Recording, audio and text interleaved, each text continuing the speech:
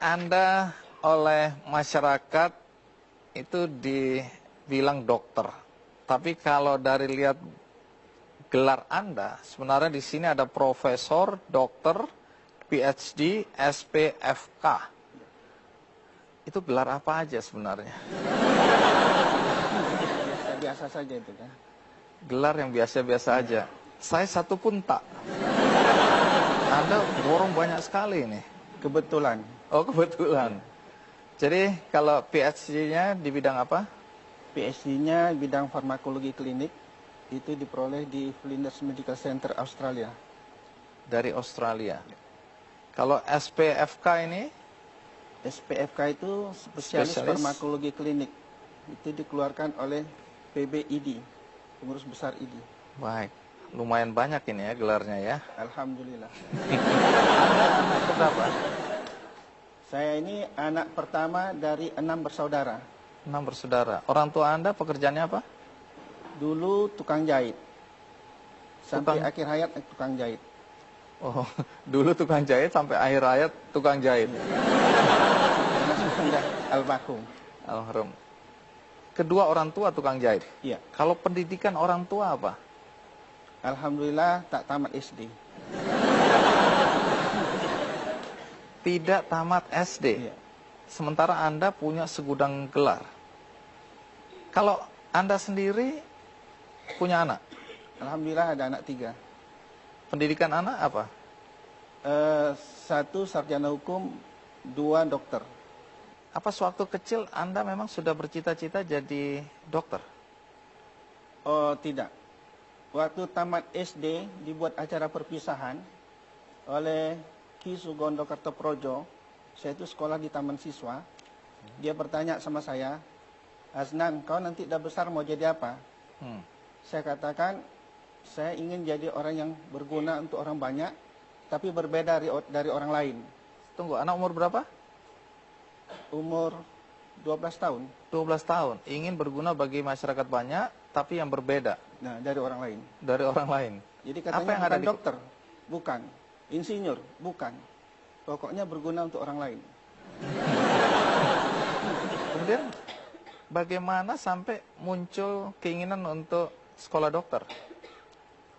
Itu waktu SMP, saya lagi belajar sampai larut malam, belajar aljabar, datang Jalan Abang, kemudian dia tegur, An, nanti udah besar mau jadi apa kau? Saya katakan, saya ingin jadi sarjana nuklir. Ya, ngapain bunuhin orang katanya. Carilah bidang yang banyak menolong orang banyak katanya. Saya katakan kalau gitu, saya buatlah rankingnya. Yang pertama dokter, andai kata tidak bisa dokter jadi guru, kalau nggak bisa jadi guru saya jadi perawat. Alhamdulillah 3-3-nya sekarang saya dapat. Tunggu, masih banyak pertanyaan. Bagaimana sampai anak tukang jahit bisa kuliah kedokteran? Dari mana uangnya? Saya masuk kuliah kedokteran itu berbohong dengan orang tua. Karena orang tua dari awal dia tahu kita mau kedokteran tapi dia tidak mengizinkan. Maka waktu itu karena saya SMA-nya bagian PAL, bisa masuk kemana-mana, saya cuma minta uang Rp500 mendaftar ke satu fakultas. Saya masuk ke kedokteran. Orang tua tidak tahu. Cuma setelah lulus, baru orang tua sedikit emosi. Kenapa bisa masuk kedokteran? Kan udah dibilang jangan. Takut ini ya, Aha. karena Jadi biayanya mahal. Saya katakan, Pak, sekali inilah aku minta duit. Waktu itu uang kuliah sama uang pelunco 33.000. 32.000 untuk uang kuliah setahun, 1.000 untuk, kalau sekarang istilahnya PEMA, berikut jaket-jaketnya. Hanya sekali itu saya minta uang sama orang tua. Tapi kan abis itu biaya-biaya lain akan ada. Dari mana? Saya ngasih privat les. Ngasih les di banyak anak-anak SMA. Oh, Anda cari uang sendiri nih? Cari uang sendiri. Saya dengar ada jualan fotokopi juga. Oh, itu waktu mahasiswa, saya selalu membuat kumpulan soal-soal, dan itu dijual di kalangan mahasiswa. Alhamdulillah, ada juga uangnya. Oh, dari situ Anda membiayai kuliah Anda sendiri. Orang tua nggak bantu-bantu lagi. Tidak. Anda sekarang ini dikenal sebagai dokter aneh di Medan. Anehnya di mana? Pertama dari penampilan. Gara-gara penampilan ini saya kena cekal. Oh, kenapa begitu? Saya dituduh Islam ekstremis sebelum pergi ke Australia. Terus apa yang terjadi? Ya 3 tahun saya menunggu untuk bisa direhabilitasi. Gara-gara penampilan seperti ini? Iya. Karena walaupun Anda profesor, dokter, PhD, SP, FK gitu, Itu kan belakangan. belakangan. Nah, masyarakat di sana manggil Anda apa dengan semua gelar ini? Mereka nggak lihat itu profesor, mereka panggil Buya. Oh, jadi Anda lebih dikenal sebagai Buya? Iya. Ayah. Baik, kalau gitu kita lanjutkan, Buya.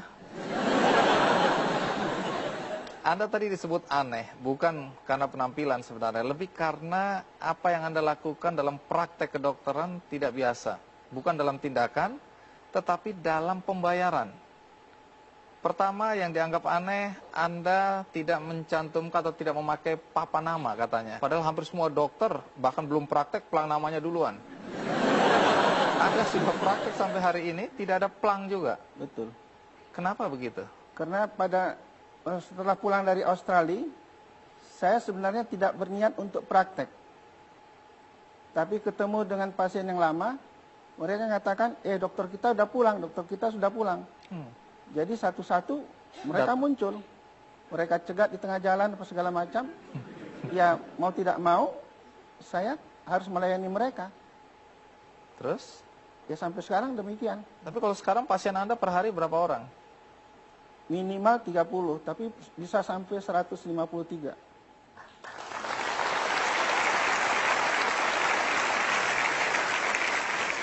Ini nggak ada papan nama bukan berarti ini praktek liar ini ya?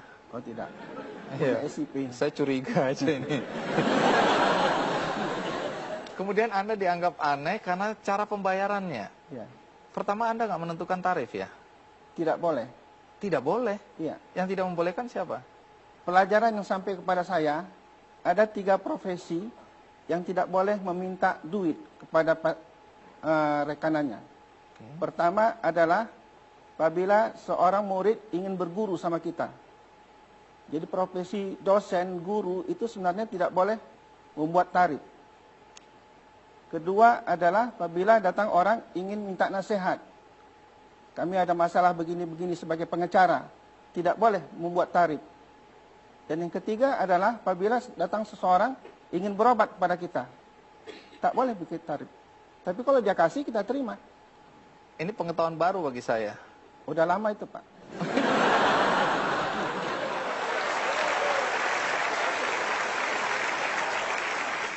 Siapa saja yang membantu Anda di tempat praktek itu sekarang?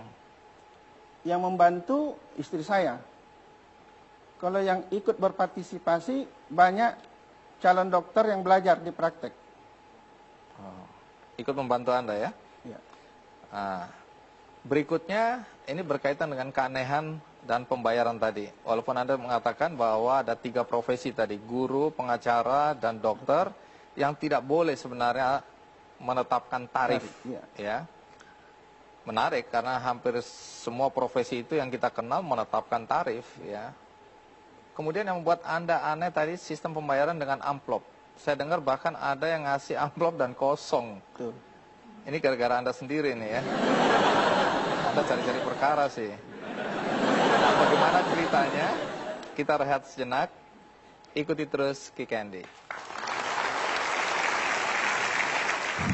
Gini loh, orang udah punya rumah 1, pengen punya 2, punya 3, punya 4, karena itu dia kerja dan menetapkan tarif. Anda belum punya rumah, tapi Anda tidak mau menetapkan tarif. Kebahagiaannya di mana ya?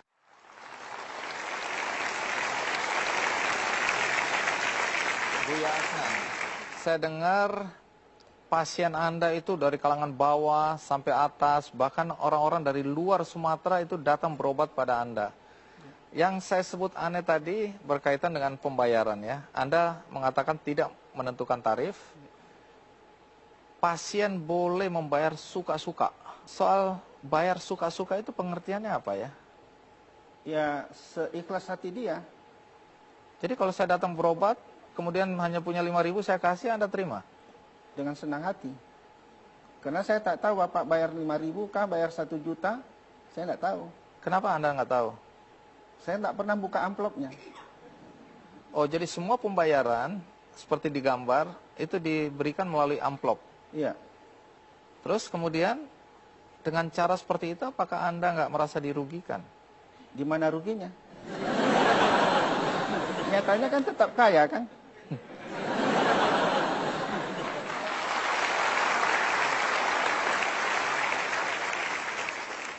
Saya dengar bahkan kalau ada orang yang bertanya, "Dok, saya harus bayar berapa?" Anda malah marah-marah. Anda semprot. Ya, Apa yang karena dia menghina saya. Loh, kan jasa Anda sudah Anda berikan dan saya menanyakan berapa saya harus membayar jasa itu. Kalau saya sudah bisa menghargai berapa rupiah saya, orang lain akan bisa beli saya. Saya tidak ingin beli.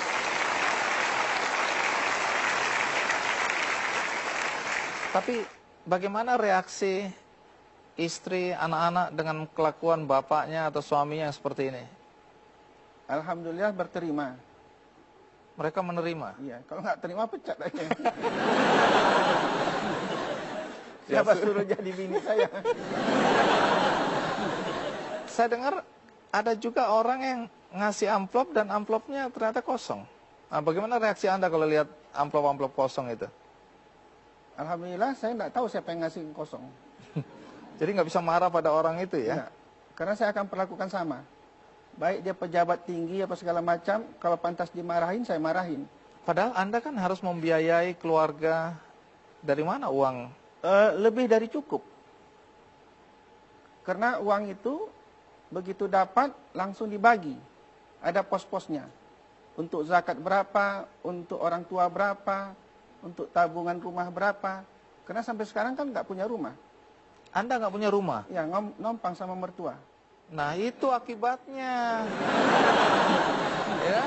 Nah, ini yang saya maksud kan. Orang harus gini loh, orang udah punya rumah satu, pengen punya 2, punya 3, punya 4, karena itu dia kerja dan menetapkan tarif. Anda belum punya rumah, tapi Anda tidak mau menetapkan tarif. Kebahagiaannya di mana ya? Kebahagiaannya, uang yang diperoleh itu kan dinikmati dalam bentuk yang lain, ya kan? Salah satu, alhamdulillah kami semua sudah haji. Cucu saya pun sudah umur setahun sudah bawa umrah. Tiap tahun keluar negeri. Kurang apa lagi?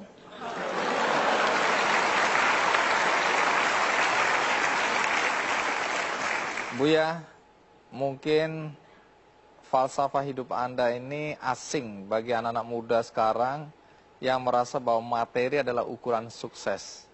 Mungkin ada nasihat buat anak-anak muda. Nasihatnya gampang. Apa yang dicari dalam hidup ini? Dulu ada film, Apa Yang Kau Cari Pak Lupi. Apa konteksnya dengan pernyataan atau nasihat Anda ini? Ya karena macam kata Bapak tadi, sudah punya satu rumah, ingin rumah yang lain. Sementara badannya cuma satu. Apa bisa didiaminya ke sekian banyak rumah? Berapa banyak orang yang kaya, ternyata dia tidak berjalan sama istrinya. Istrinya jalan sama supirnya. Ya kan? Dia kaya, tak pernah tinggal tidur di tempat tidur matras yang dia milikin. Dia teler di ruang tamu. Jadi, apa yang dia cari dengan harta tadi? Yang penting cari kekayaan yang berkat. Berkat itu yang menikmati kita dan orang lain. Jadi kalau sudah sama-sama mengalami, merasakan, alhamdulillah kita sudah kaya. Hidup tidak berutang, itu nomor 1. Baik, terima kasih Buya Asnan. Sama-sama. Hari ini bisa berbagi cerita dengan kami, berbagi filosofi hidup dengan kami semua, terutama untuk anak-anak muda, dan terutama dokter-dokter atau calon-calon dokter ya. Mudah-mudahan apa yang Anda sampaikan ini memberikan teladan bagi mereka. Alhamdulillah. Sekali lagi terima kasih. Sama-sama. Iya. Terima kasih.